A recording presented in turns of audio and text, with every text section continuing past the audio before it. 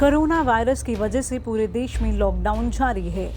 Lockdown के कारण देश के अलग अलग हिस्सों में प्रवासी मजदूर, छात्र और पर्यटक फंसे हुए हैं। लॉकडाउन में सबसे बुरी हालत प्रवासी मजदूरों की है, जिनके पास रहने और खाने का कोई ठिकाना नहीं है। कोरोना संकट की इस घड़ी में प्रवासी मजदूरों और छात्रों के लिए स्पेशल ट्रेन चलाकर केंद्र की मोदी सरकार ने बड़ी राहत दी है। राज्यों के अनुरोध के बाद केंद्र सरकार ने 1 मई से अलग अलग राज्यों के लिए स्पेशल ट्रेन चलाने की अनुमति दे दी है। इस तरह से अब यूपी, बिहार, झारखंड समेत कई राज्यों के प्रवासी मजदूर ट्रेन के माध्यम से अपने घरों को जा सकेंगे, मगर इसके लिए उन्हें कुछ जरूरी जानकारी रखना चाहिए। तेलंगाना से झारखंड के लिए खुली पहली ट्रेन। केंद्र सरकार के हामी भरने के बाद लॉकडाउन में पहली ट्रेन तेलंगाना से झारखंड के लिए खुली। इस ट्रेन में करीब 1200 प्रवासी मजदूर सवार थे, जो हटिया गए। इतना ही नहीं, 1 मई को अलग अलग रूट पर कुल 6 स्पेशल ट्रेनें चलाई गई। इसलिए अब अन्य राज्य के मजदूरों की उम्मीदें भी जाग गई होंगी कि उन्हें भी सरकार ट्रेन से उनकी घर वापसी कराएगी। यहाँ ध्यान देने वाली बात यह है कि प्रवासी मजदूरों के घर वापसी में दोनों राज्यों की सहमति जरूरी है, यानी जिस राज्य में प्रवासी रह रहा है और जहां उसका घर है। लिस्ट में नाम होगा तभी कर पाएंगे यात्रा।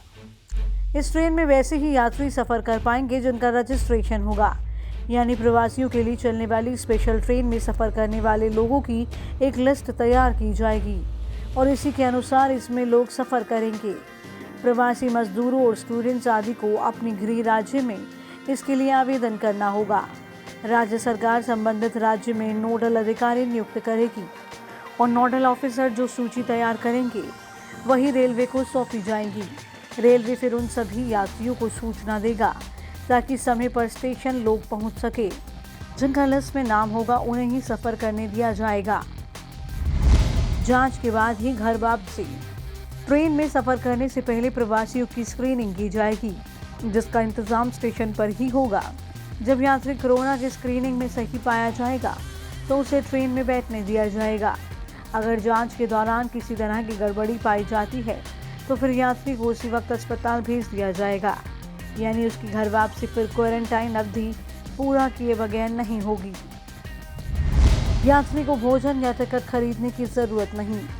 यहाँ ध्यान देने वाली बात है कि स्पेशल ट्रेन में सफ़र करने वाली प्रवासी यात्रियों को टिकट लेने की ज़रूरत नहीं है।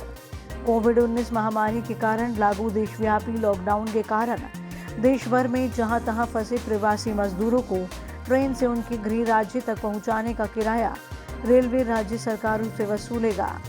जिस ट्रेन से प्रवासी मजदूरों को भेजा जाएगा उसे श्रमिक स्पेशल नाम दिया गया है। इसमें सफ़र करने के किराए में स्लीपर क्लास के टिकट मूल्य 30 रुपये से सुपरफास्ट शुल्क और 20 रुपये भोजन पानी के शामिल होंगे। रेलवे ने स्पष्ट किया कि यात्रियों को अपने पास से कुछ भी खरीदने की ज़रूरत नहीं है। उनके खर्च का वहन राज्य सरकार करेगी।